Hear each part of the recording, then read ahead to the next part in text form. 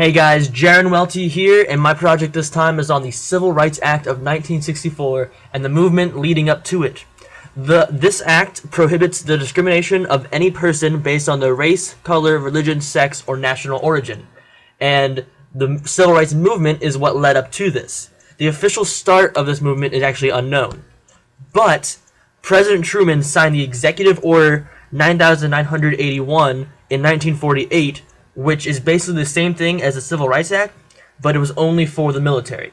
So basically, segregation was wiped out in the armed forces.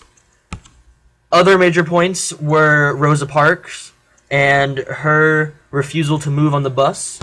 Those 4 students that had a sit-in at a diner to be served food, they kept trying and eventually they were served food.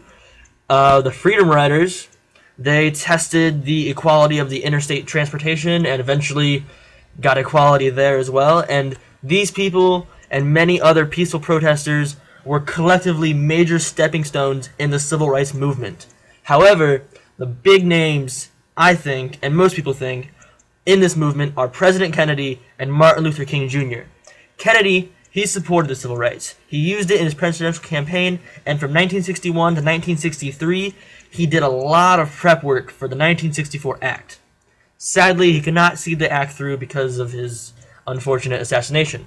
However, Martin Luther King Jr., he was a major voice in the movement, and he organized peaceful protests and led the March on Washington, where he delivers his famous I Have a Dream speech in 1963. Here's a little bit of that. I have a dream that one day this nation will rise up and live out the true meaning of its creed. We hold these truths to be self-evident, that all men are created equal.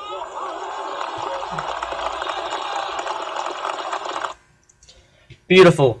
His words ring on in the hearts of many Americans today on our road to equality.